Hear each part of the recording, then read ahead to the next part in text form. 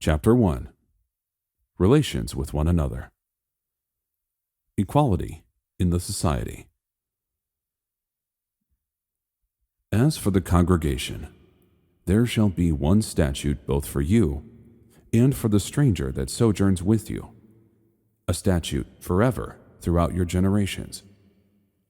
As ye are, so shall the stranger be before YHWH. The same Torah and standard of judgment will apply to both you and the foreigner living with you. The same teaching, Torah, is to apply equally to the citizen and to the foreigner living among you. No matter whether he is a citizen of Israel or a foreigner living with them, you are to have one law, Torah, for whoever it is that does something wrong by mistake. There was not a word of all that Moses had commanded, which Joshua did not read before all the assembly of Israel, with the women, the little ones, and the strangers who were living among them. Thus you shall divide this land among yourselves according to the tribes of Israel. It shall be that you will divide it by lot as an inheritance for yourselves, and for the strangers who dwell among you, and who bear children among you. They shall be to you as native born among the children of Israel. They shall have an inheritance with you among the tribes of Israel. And it shall be that in whatever tribe the stranger dwells, there you shall give him his inheritance, says YHWH Elohim. Therefore, remember that you, once Gentiles in the flesh, who are called uncircumcision by what is called the circumcision made in the flesh by hands, that at that time you were without Messiah, being aliens from the commonwealth of Israel and strangers from the covenants of promise, having no hope and without YHWH in the world.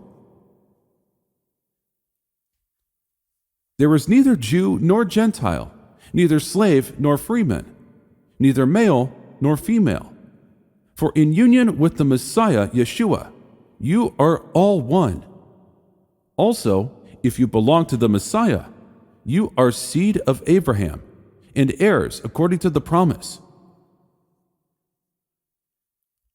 Relationships with one another. When you come into your neighbor's vineyard, you may eat your fill of grapes, as many as you please. But you shall not put any in your vessel, bucket or bag.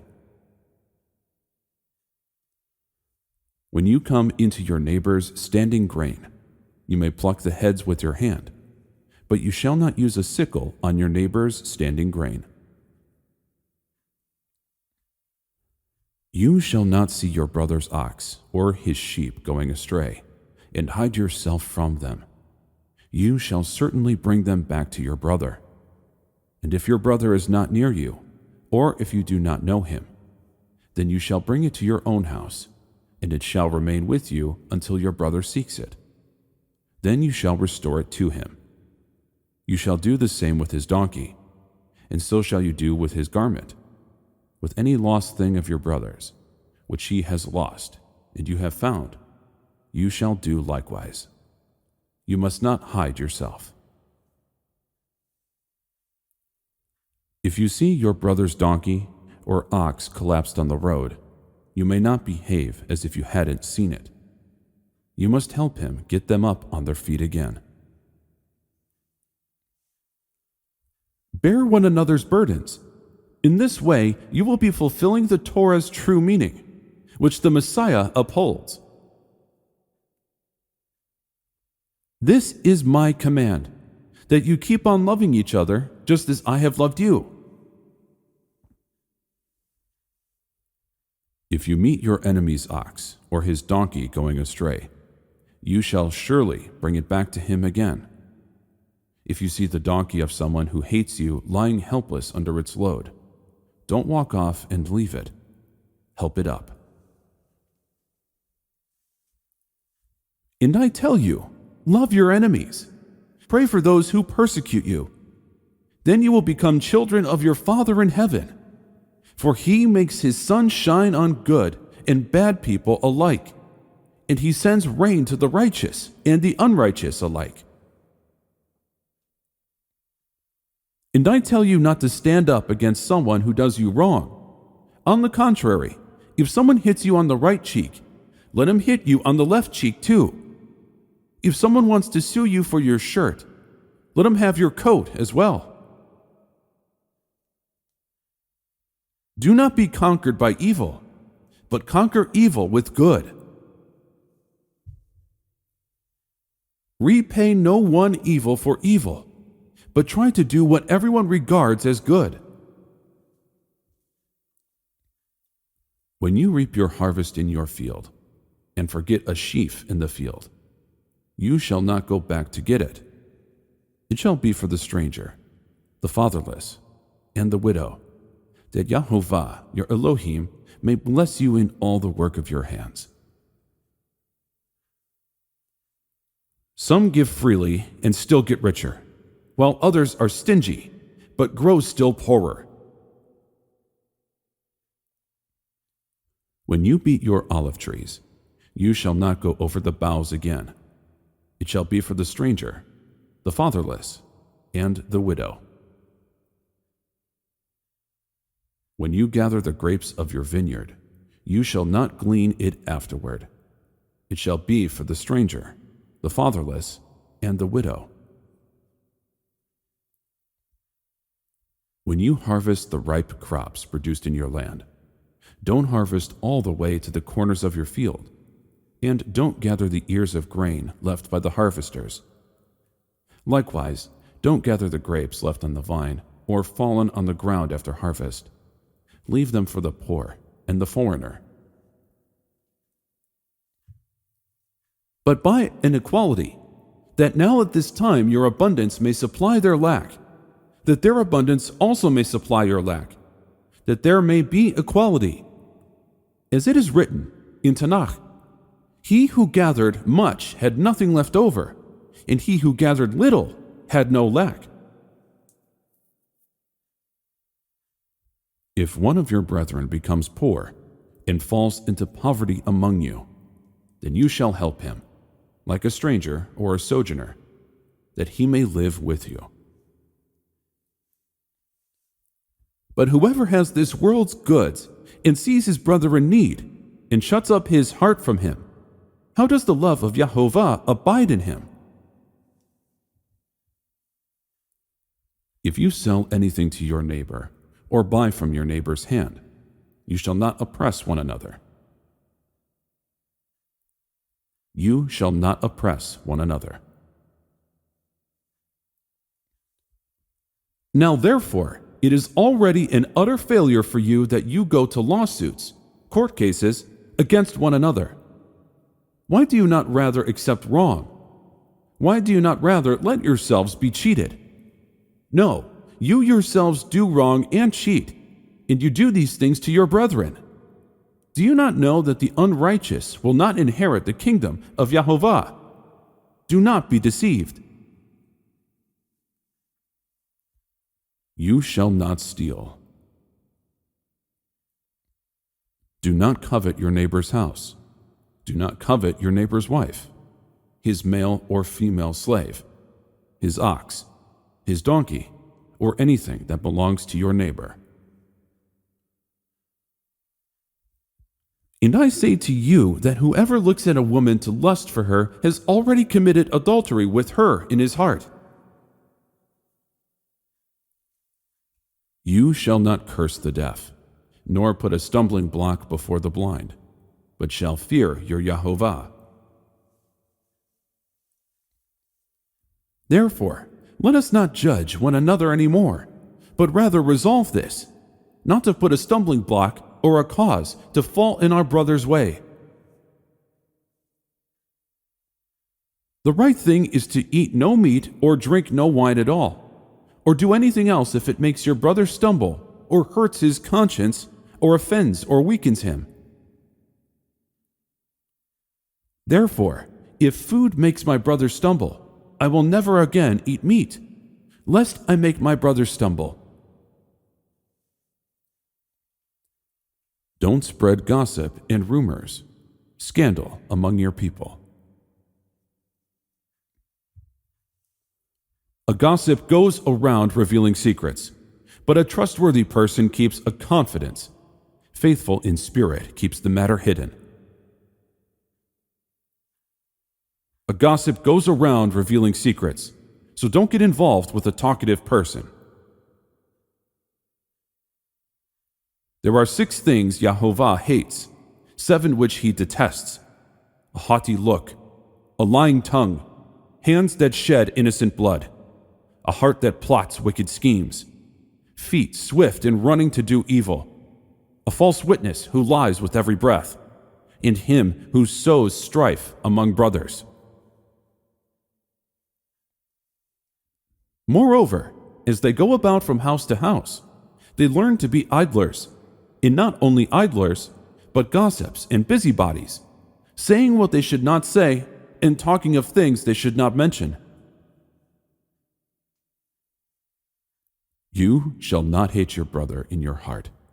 You shall surely rebuke your neighbor, and not bear sin because of him.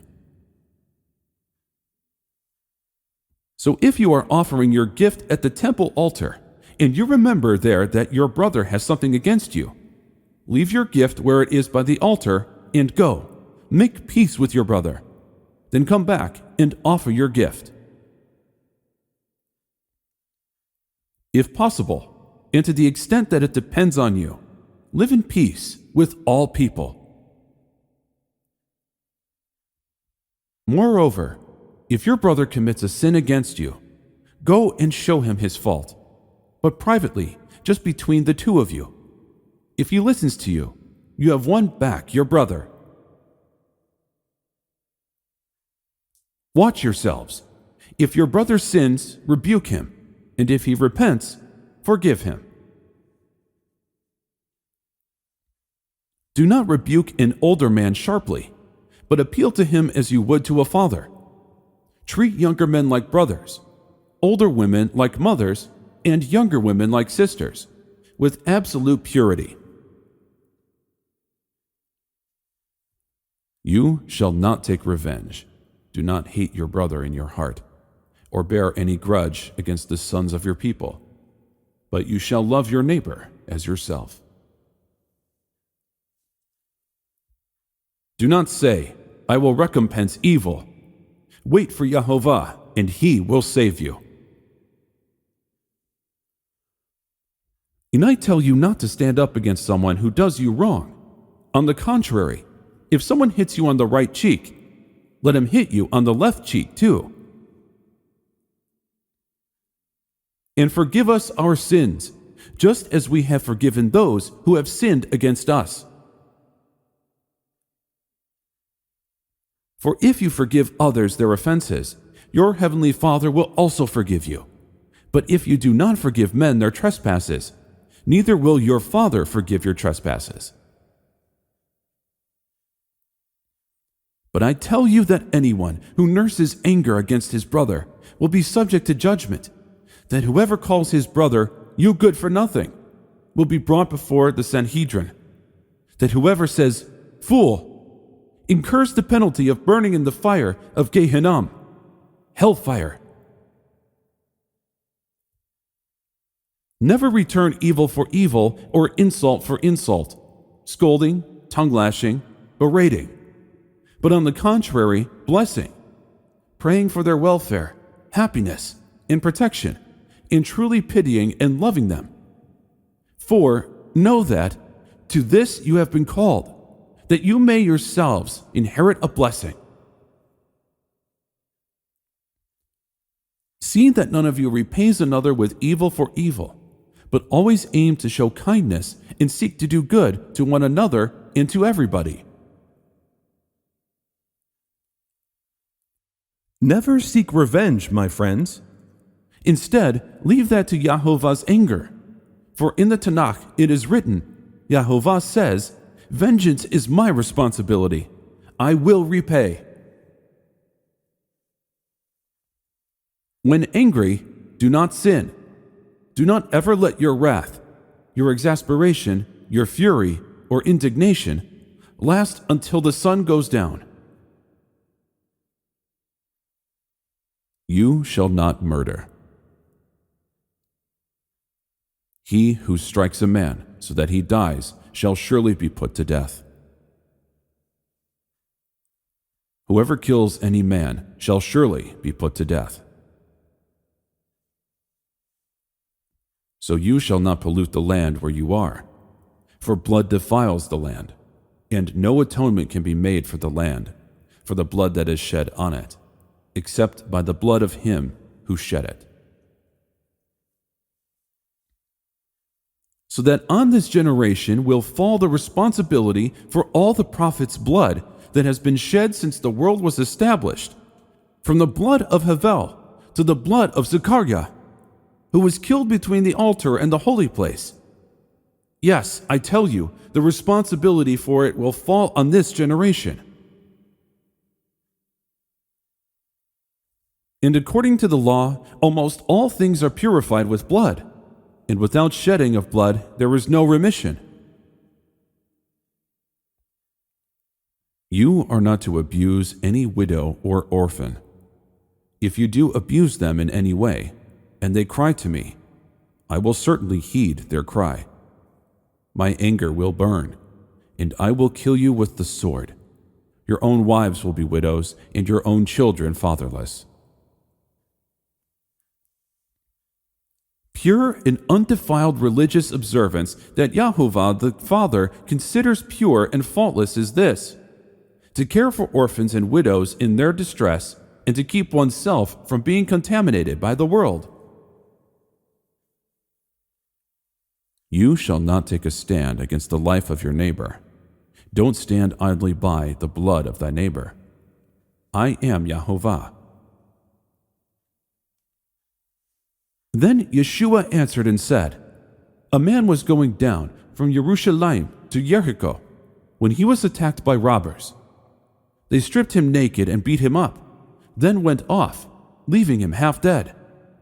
By coincidence, a Kohen, priest, was going down on that road. But when he saw him, he passed by on the other side.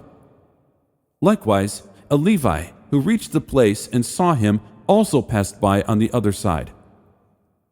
But a man from Shamron, Samaritan, who was traveling came upon him.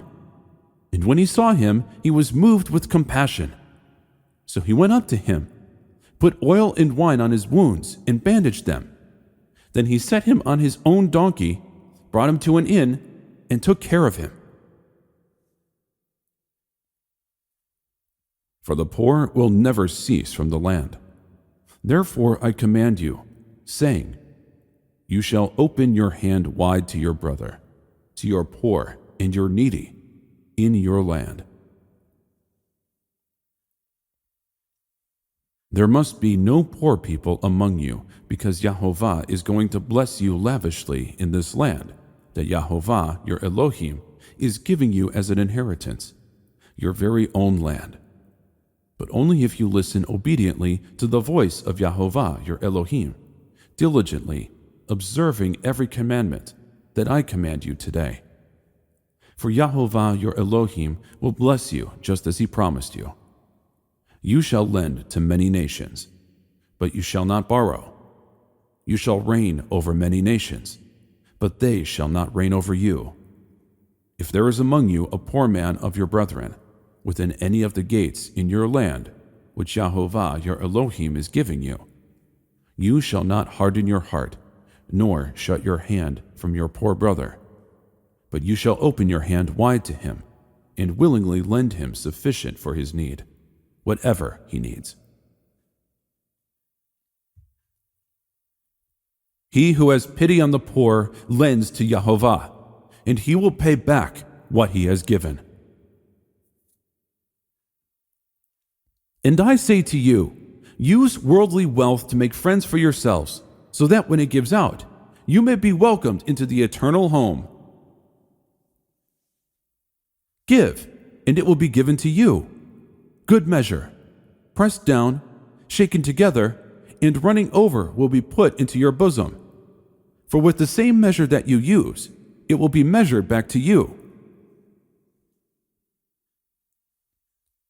You shall surely give to him, your brother, and your heart should not be grieved when you give to him, because for this thing Yahovah your Elohim will bless you in all your works, and in all to which you put your hand.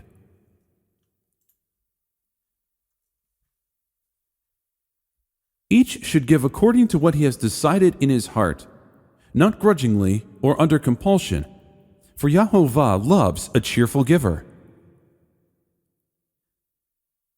You shall not bear false witness against your neighbor. You shall not steal, nor deal falsely, nor lie to one another. He who works deceit shall not dwell within my house. He who tells lies shall not continue in my presence. Do not lie to one another. But the cowardly, unbelieving, abominable, murderers, sexually immoral, sorcerers, idolaters, and all liars shall have their part in the lake which burns with fire and brimstone, which is the second death. You shall do no injustice in judgment, in measurement of length, weight, or volume. False scales are an abomination to Yahovah, but accurate weights please him. You are not to have in your pack 2 sets of weights, one heavy, the other light.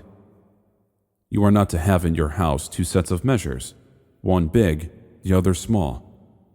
You are to have a correct and fair weight, and you are to have a correct and fair measure, so that you will prolong your days in the land of Yahovah your Elohim is giving you.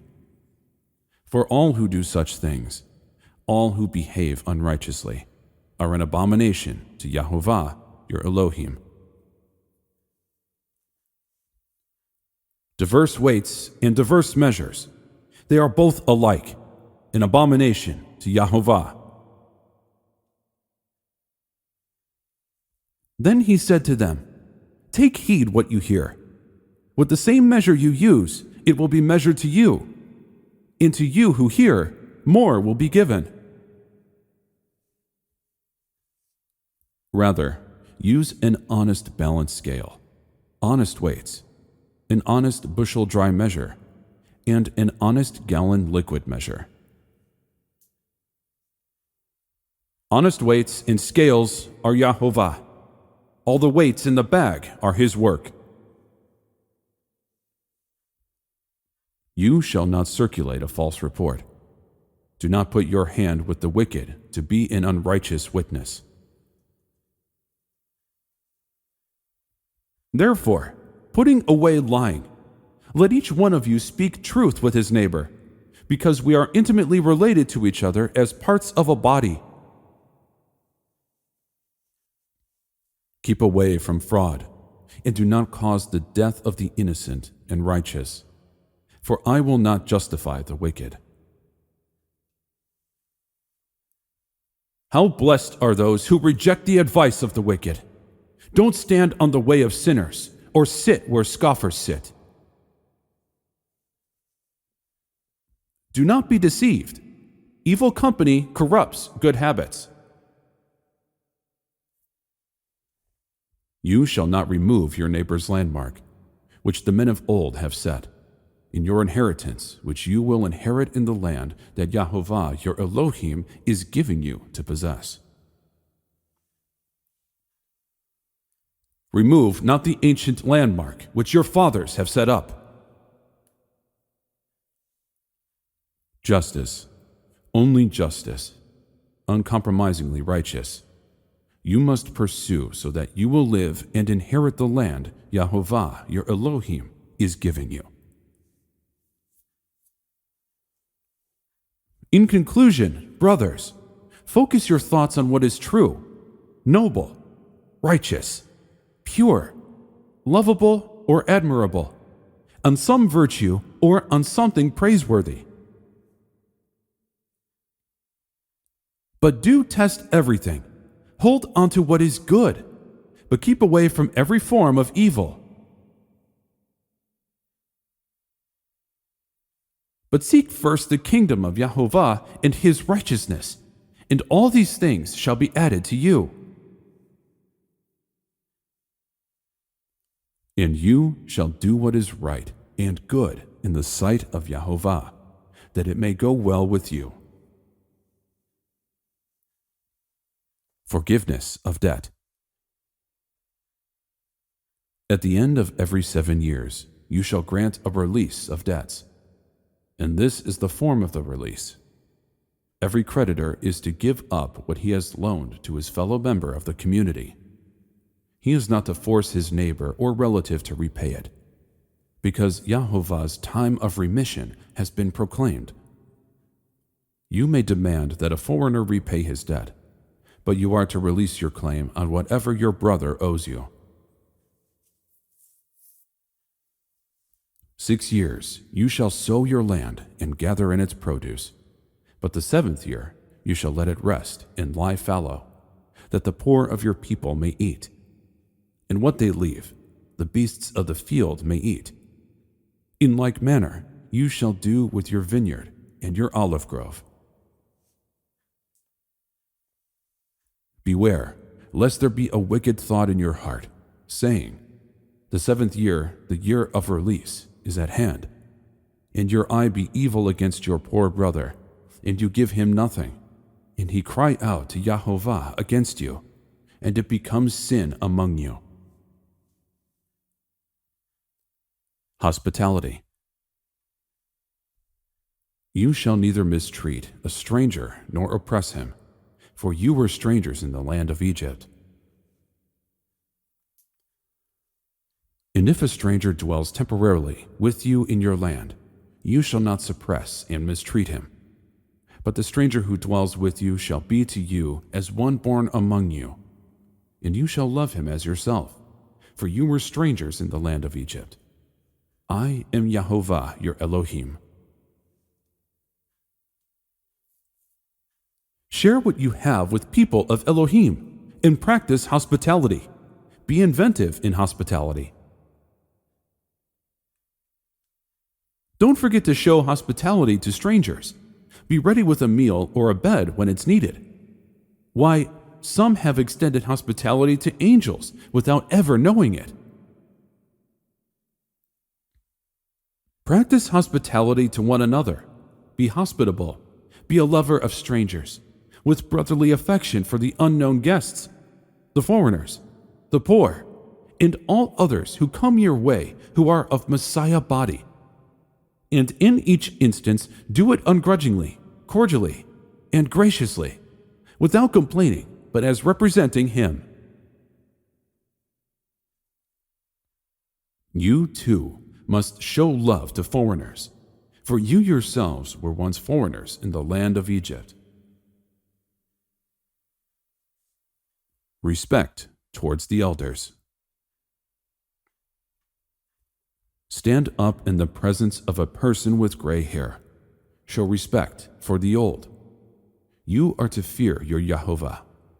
I am YHWH. Racism.